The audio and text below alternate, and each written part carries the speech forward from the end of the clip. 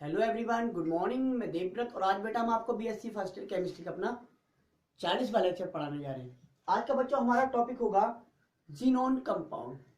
कल हमने अपने प्रीवियस लेक्चर नंबर 39 में आपको नोबल गैस एलिमेंट्स के कुछ सामान्य गुण पढ़ाए थे। आज बेटा हम आपको जीनोन कंपाउंड्स पढ़ाने वाले हैं। Xenon compounds, xenon compounds Hindi में कहेंगे बेटा जीनोन के यौगिक। जीनोन के यौगिक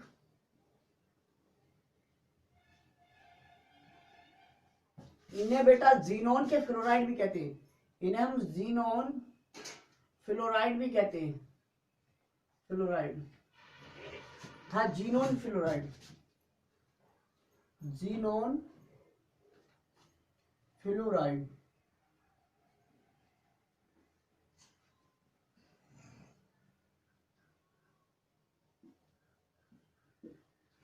अच्छा, इनका तीसरा नाम और भी होता है बेटा जीनोन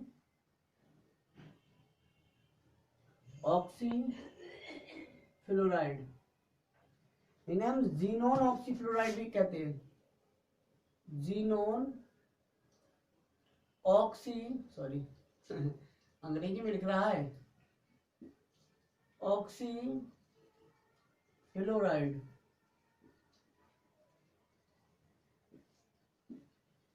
ये तीन नाम होते हैं बेटा, जीनोन कंपाउंड, जीनोन फ्लोराइड या जीनोन ऑक्सी फ्लोराइड। बेटा आपको पता है कि जितने भी शून्य वर्ग के तत्व हैं या 18वें समूह के तत्व हैं या नोबल गैस एलिमेंट हैं या इनर्ट गैस एलिमेंट्स हैं या रेयर गैस एलिमेंट्स हैं, सभी बेटा क्या होते हैं? केमिकली इनर्ट होते हैं। क्या होते हैं? केमिकली इनर्ट, रासायनिक रूप से अक्रिय समझे जाते हैं। फिर भी बेटा ये देखा गया है कि जीनोन जो है वो ऑक्सीजन तथा फ्लोरीन, ऑक्सीजन तथा फ्लोरीन के साथ संयोग करके जीनोन के फ्लोराइड या जीनोन के ऑक्सीफ्लोराइड बनाता है। इन जीनोन के फ्लोराइड और जीनोन के ऑक्सीफ्लोराइड को ही हम जीनोन के यौगिक कहते हैं। जीनोन के यौगिक कहते हैं। तो लिखेंगे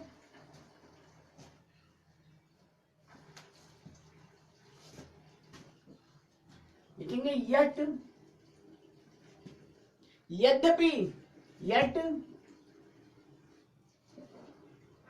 noble gases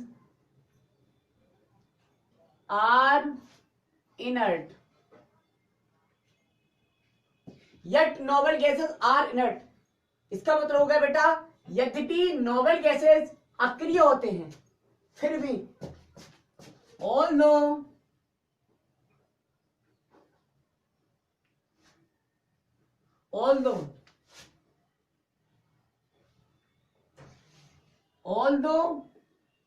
तथापि, although का मतलब होता है बेटा तथापि, although जीनोन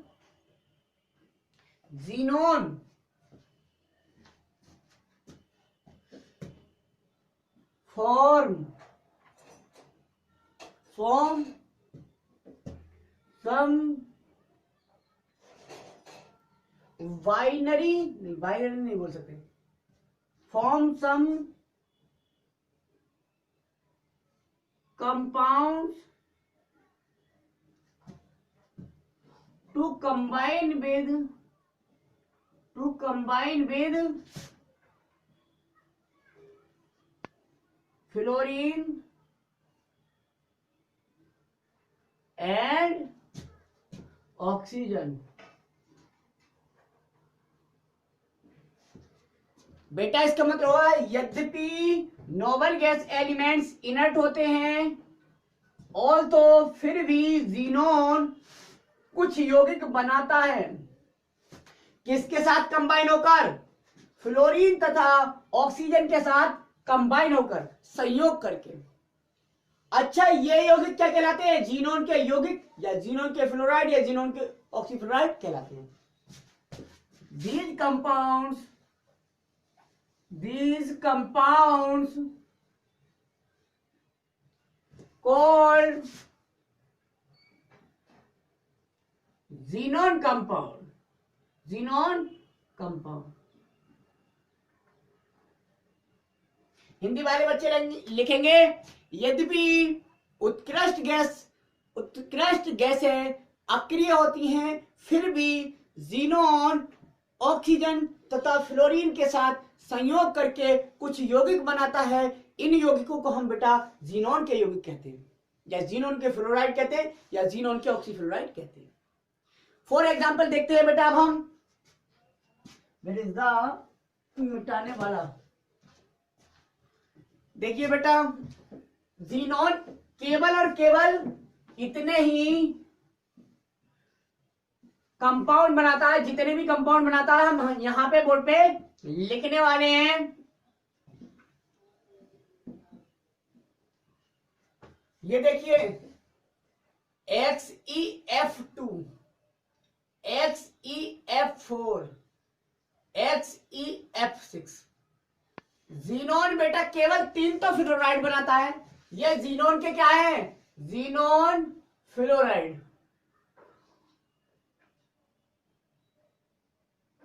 जीनोन फ्लोराइड। अच्छा, जीनोन पहला, दूसरा, तीसरा, 3 फ्लोराइड बनाए। चौथा Xe क्या है बेटा? XeO2F2, XeO2F2। पांचवा क्या है? पांचवा है बेटा XeO3F2, XeO3F2। छठा क्या है बेटा? ये दोनों जीनोन ऑक्सीफ्लोराइड हैं। पांचवा क्या है? XeO3 और सातवां क्या है? XeO4। ये दोनों है जीनोन ऑक्साइड।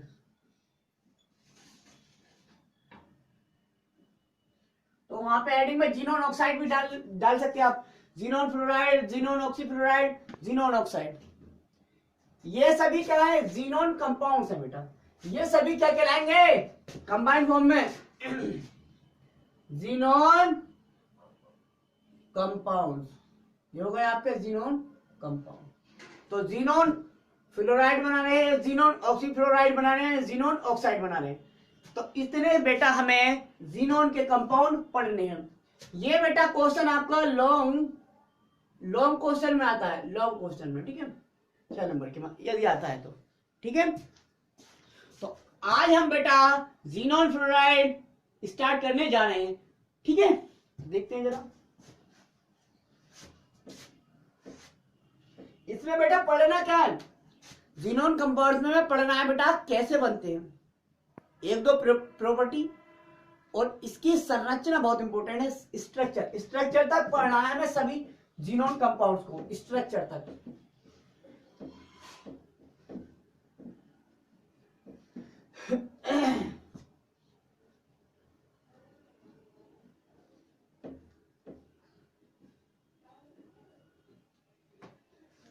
ये देखिए Xe पहला पढ़ रहे हैं, XeF2। नाम क्या होगा बेटा? जीनोन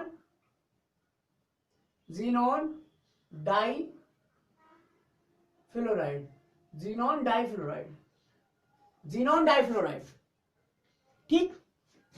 अच्छा, बनता कैसे है? मेथड्स, सबसे पहले मेथड्स ऑफ प्रिपरेशन। इसका हिंदी में अर्थ होता है बेटा, मेथड्स भी होता है विधियां, और प्रिपरेशन बनाने, यानी कि बनाने की विधि या बनाने की विधियां कैसे हम जीनोन डाइफ्लोराइड को बना सकते हैं, ठीक है। तो मेथड ही लिखूं, मेथड्स नहीं लिखा, बनाने की विधि, विधियां नहीं लिख रहे, एक ही विधि सिखाएंगे बस, ठीक है। तो बेटा इसे क्या करते हैं? ये डायरेक्ट जीनोन तथा फ्लोरीन के संयोग से बनता है। डायरेक्टली जीनोन तथा फ्लोरीन के संयोग से बनता है। यहाँ जीनोन 1 तथा फ्लोरीन 3, यानी कि जीनोन तथा फ्लोरीन को 1:3 के अनुपात में मिलाने पर निकिल नली पर प्रवाहित करने पर बेटा क्या होता है, जीनोन डाइफ्लोराइड बन जाता है। देखिए आप, यह है जीनोन और यह है फ्लोरीन।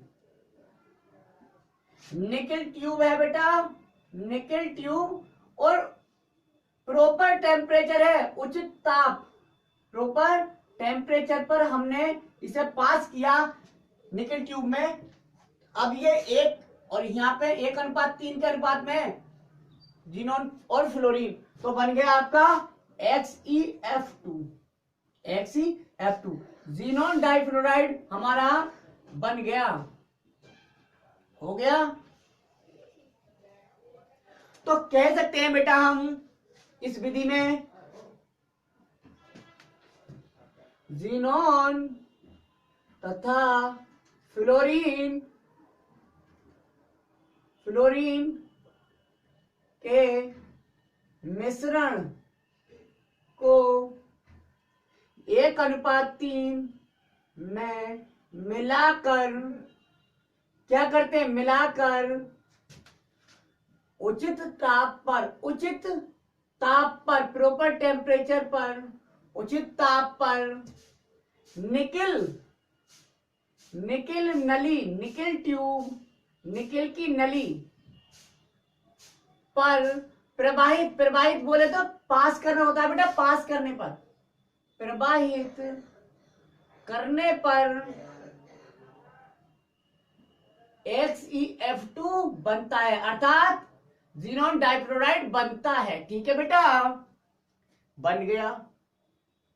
जीनोन तथा फ्लोरीन के मिश्रण को 1:3 में मिलाकर उचित ताप पर निकिल ट्यूब में प्रवाहित करने पर जीनोन डाइफ्लोराइड यानी कि XeF2 बन जाता है। ठीक, खत्म। रिएक्शन ये थी आपके सामने, बन गया। अब देखते हैं बेटा इसकी स्ट्रक्चर, इसकी संरचना क्या है, इसकी स्ट्रक्चर के बाद में थ्योरी लिखेंगे। पहले सबसे पहले स्ट्रक्चर देखो, बहुत इंपॉर्टेंट पॉइंट बताया था बेटा मैंने स्ट्रक्चर का। बनाना तो आपको आ गया जीनोन डाइफ्लोराइड। अब इसका स्ट्रक्चर देख ले जरा, इस चैप्टर में यही चीज पढ़नी है बस, जीनोन कंपाउंड। देखो जरा,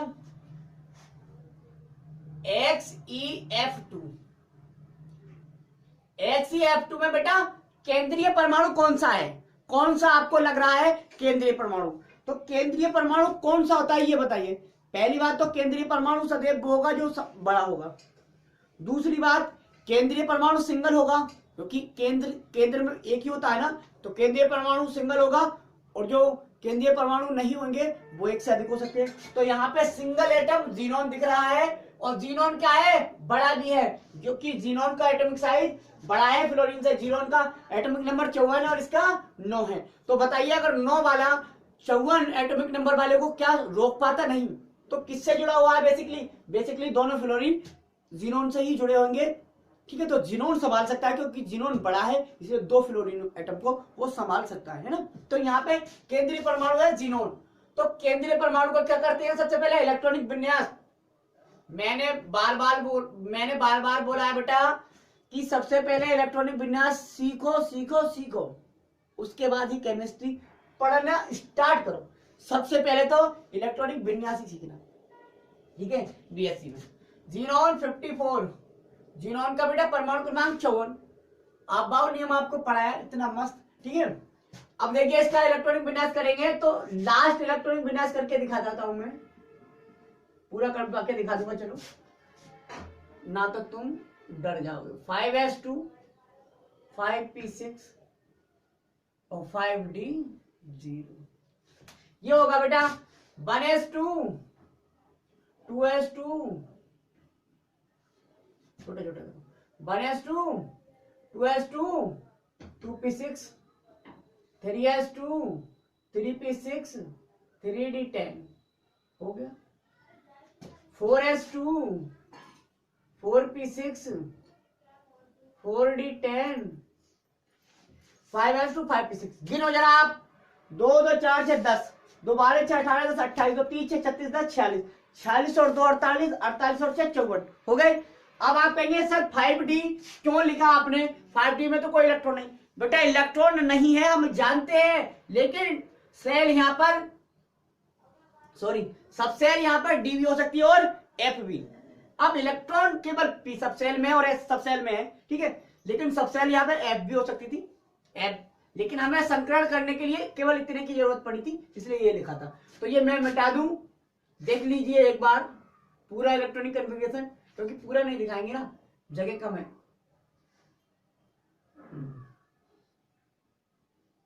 हो गया। अब देखिए आप 5s2 ऑर्बिटल मैंने ये बना लिया 5s2, चलो यहां दिखा दूं, dotted dotted 5s2 5p6 5d0 5s2, ये एक ऑर्बिटल है इसका, 2 इलेक्ट्रॉन दिख गए। 5p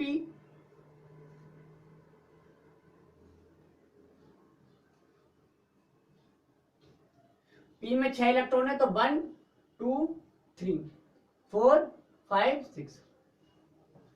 अब डी ऑर्बिटल बनाओ, डी 5 ऑर्बिटल होते हैं डी में, 1 2 3 5 हो गए, 5 हो गए बेटा। अब देखिए आप यहां पे एक भी इलेक्ट्रॉन नहीं, तो इलेक्ट्रॉन नहीं बना हमने। बस एक दिमाग में व्यू बननी चाहिए बेटा, फ्लोरीन। देखो आप पहले फ्लोरीन की स्टडी करो, फ्लोरीन का एटॉमिक नंबर 9 होता है, 1s2 2s2 2p5, 2 2 4 और 5 9, मतलब यह है इसकी बैलेंस सेल, और बैलेंस सेल में कितने इलेक्ट्रॉन है बेटा, 2 और 5 7, कितने इलेक्ट्रॉन 7। और हमने तो बताया था पीरियड नंबर सेकंड वाले अपनी बैलेंस सेल में 8 इलेक्ट्रॉन करने का प्रयास करते हैं किसी भी तरह से। तो यहाँ पे फ्लोरीन 8 इलेक्ट्रॉन करना चाहता होगा, इसका मतलब फ्लोरीन को 1 इलेक्ट्रॉन की कमी है, फ्लोरीन को 1 इलेक्ट्रॉन की कमी है, 7 इलेक्ट्रॉन है, 1 इलेक्ट्रॉन की कमी है। अब 1 इलेक्ट्रॉन की कमी है तो केवल एक ही इलेक्ट्रॉन से साझा करेगा, वो 2 से तो नहीं, 1 इलेक्ट्रॉन से साझा करेगा। अब 1 इलेक्ट्रॉन से साझा करेगा तो बेटा यहां पे देखो आप केस, अब आपको पता चल गया फ्लोरीन को 1 इलेक्ट्रॉन की आवश्यकता होती है। यहां पर हमें कोई भी इलेक्ट्रॉन अनपेयर्ड नहीं दिख रहा है, सभी पेयर्ड दिख रहे हैं, सभी युग्मित हैं, के भी एक भी अयुग्मित नहीं है। अब जब एक भी अयुग्मित नहीं है, इसका मतलब तो यह हुआ फ्लोरीन इनसे तो जुड़ नहीं सकता, क्योंकि इसे चाहिए सिंगल सिंगल इलेक्ट्रॉन वाले ऑर्बिटल। तो सिंगल इलेक्ट्रॉन वाले मतलब अनपेयर्ड ऑर्बिटल चाहिए, अनपेयर्ड इलेक्ट्रॉन चाहिए। तो अनपेयर्ड इलेक्ट्रॉन कैसे की जाए, तो अनपेयर्ड इलेक्ट्रॉन कैसे किए जाए, तो करते हम एक्साइटेड स्टेट लेके जाएंगे इसे, ग्राउंड स्टेट से एक्साइटेड, मतलब इसे उत्तेजित करना पड़ेगा, इलेक्ट्रॉनों को हमें ऊर्जा थोड़ी बढ़ानी पड़ेगी। ये होती है मुक्त अवस्था बेटा, ये क्या होती है, मुक्त अवस्था। मुक्त अवस्था को अंग्रेजी में कहते हैं ग्राउंड स्टेट, इसलिए GS लिख दिया, G for ground, S for state, मुक्त अवस्था। लेकिन एक्साइटेड करने के लिए हमें क्या करना पड़ेगा, ऊर्जा देनी पड़ी, और हमने जब एक्साइटेड किया तो 5p से 1 इलेक्ट्रॉन 5d में चला गया, इसलिए d ऑर्बिटल बनाए थे बेटा। अगर खाली d ऑर्बिटल नहीं बनाते तो ये ऑर्बिटल जाता किधर। तो देखो ये केस आया होगा, ये हो गया। अब देखो मुझसे नहीं रखता, चलो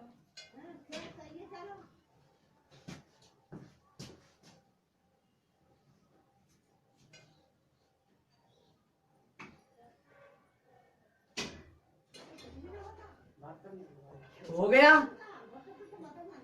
ये हो गया, ये एक्साइटेड स्टेट है बेटा, संयुक्त अवस्था, संयुक्त अवस्था, यह है एक्साइटेड स्टेट, संयुक्त अवस्था नहीं, इसे उत्तेजित अवस्था।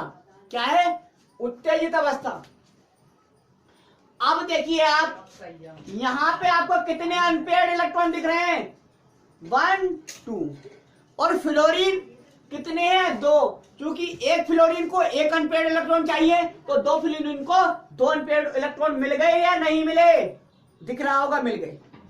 अब जहां मिल गए वहीं तक छोड़ देना है, आगे एक्साइटेड नहीं करना है, क्योंकि एक्साइटेड तो आगे भी हो सकता था, ठीक है। तो यहीं तक रोक देना है। तो इसलिए ये ऑर्बिटल संकरण में भाग लेंगे। अब एक एस का संकरण में भाग ले रहा है, 3 पी का और 1 डी का, तो संकरण हो गया sp3d। संकरण होगा बेटा sp3d। बेटा एक समझ लीजिए आप, बाकी सभी केस आप कर पाएंगे यदि एक समझ गए। तो sp3d संकरण हो गया। sp3d संकरण के कारण कितने संकर कक्षक बनेंगे, कितने हाइब्रिड ऑर्बिटल बनेंगे, एक s का, 3 p का और 1 d का, यानी कि 5 हाइब्रिड ऑर्बिटल बनेंगे। और 5 हाइब्रिड ऑर्बिटल ये इस तरह से बना लेंगे, 5 1 2 3 4 5 5 बना लिए। अब ये तो बहुत ज्यादा बड़ा हो गया। 5 में ये बेटा पेयर्ड है, ये भी पेयर्ड है, ये भी पेयर्ड है, और ये अनपेयर्ड, ये अनपेयर्ड। अब हमें बताइए XeF2 बनाना था, तो XeF2 किस तरह से, ये जो बेटा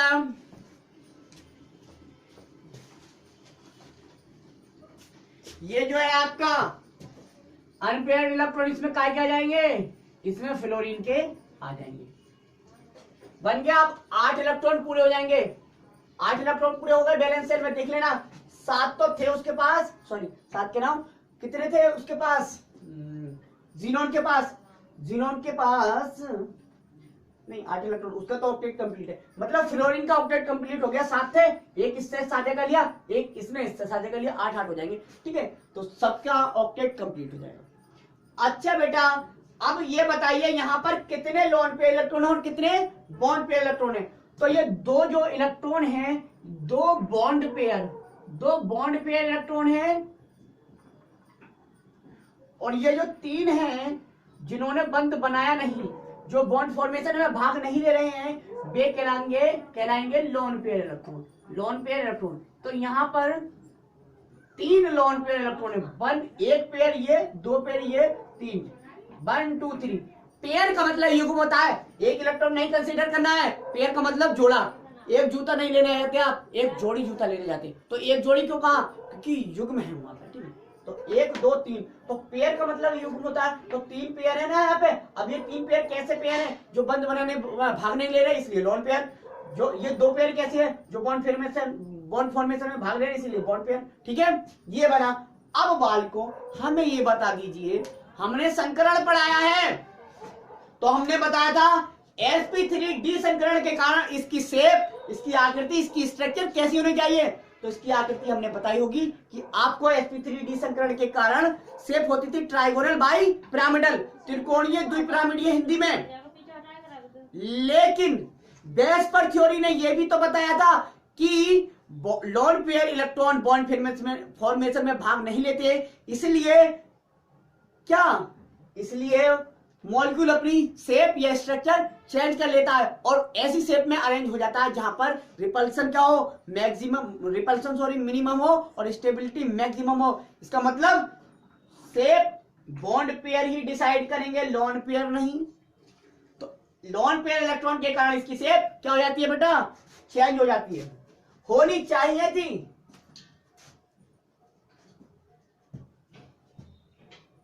मतलब एक्सपेक्टेड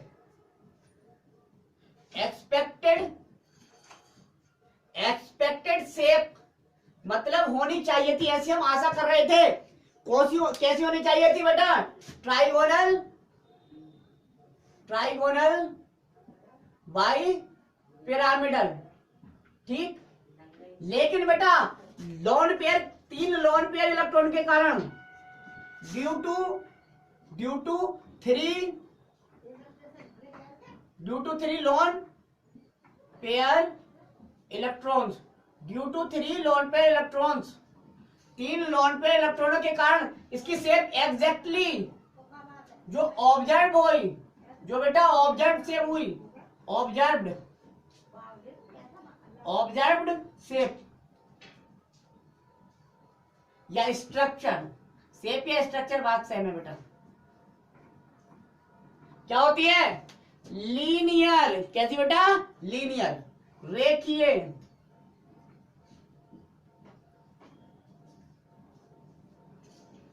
अब बताइए बेटा, लीनियर शेप है तो बॉन्ड एंगल कितना होगा?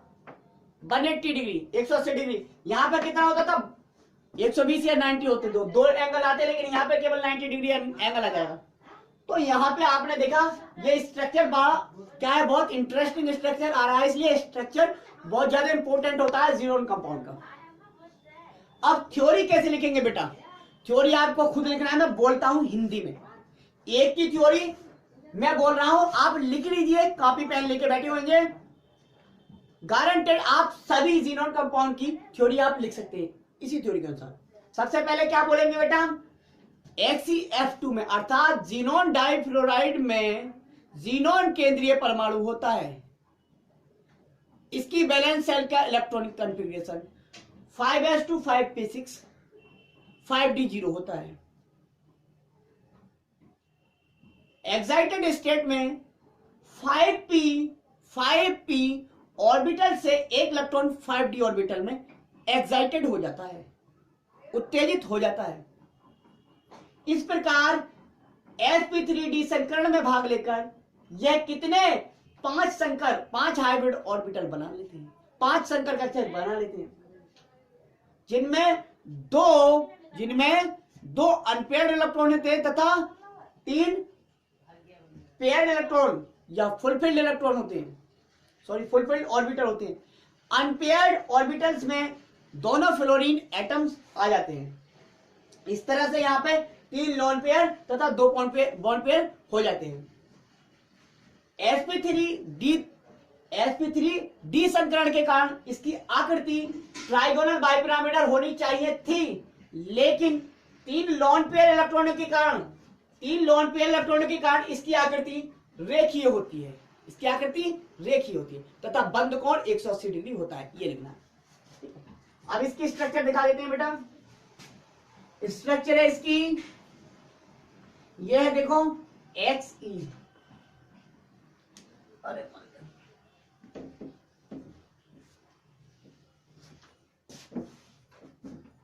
मिटाई दे बेटा, तभी दिखाएंगे स्ट्रक्चर।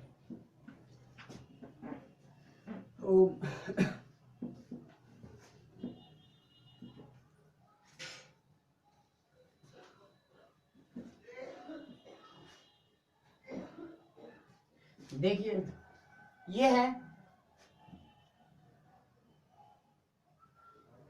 पहले स्ट्रक्चर बना दें। ट्राइगोनल बाइपिरामिडल स्ट्रक्चर क्या होता था बच्चों? ट्राइगोनल बाइपिरामिडल ये स्ट्रक्चर होता था। यहां पे ट्राइगोनल बाइपिरामिडल बना दो जरा, ऐसा होता था, ठीक है। लेकिन अब सोचिए, यहां पर लोन पेयर इलेक्ट्रॉन, यहां पे लोन पेयर, यहां पर लोन पेयर, यहां पे लोन पेयर, 3 लोन पेयर है, तो जो लोन पेयर होते हैं वो बंद नहीं बनाती है, यानी कि यहां बंद नहीं बन रहा, केवल 2 ही हैं जो बंद बना रहे हैं, ये फ्लोरीन दोनों ही तो बंद बना रहे हैं। अब बेटा जब ये बंद नहीं बना रहे तो शेप कहां से बनेगी? यहाँ पे तो शेप, ये जो शेप है वो बिगड़ जाएगी, खत्म, कोई शेप, कोई स्ट्रक्चर, कोई स्केलेटल बनेगा ही नहीं, ये स्केलेटल ही नहीं बना। अब सोचिए, यही तो रहा। तो ये शेप कैसी है? एक रेखा में है, इसलिए इसे रेखीय कहा। कैसी शेप आई है? रेखीय। इन्हें केवल इस तरह से दिखा सकते हैं। ये क्या है? लीनियर शेप या स्ट्रक्चर ऑफ किसका? XeF2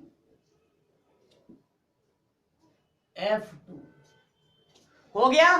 तो ये था बेटा आपका ज़ीनोन डाइफ्लोराइड। अब देखते हैं हम अपना नेक्स्ट ज़ीनोन कंपाउंड। नेक्स्ट ज़ीनोन कंपाउंड क्या है? तो आज बेटा हमने यहीं तक देखा, आगे देखेंगे हम अपने नेक्स्ट वीडियो, नेक्स्ट लेक्चर में। तो आज के लिए बस इतना ही। Thank you very much.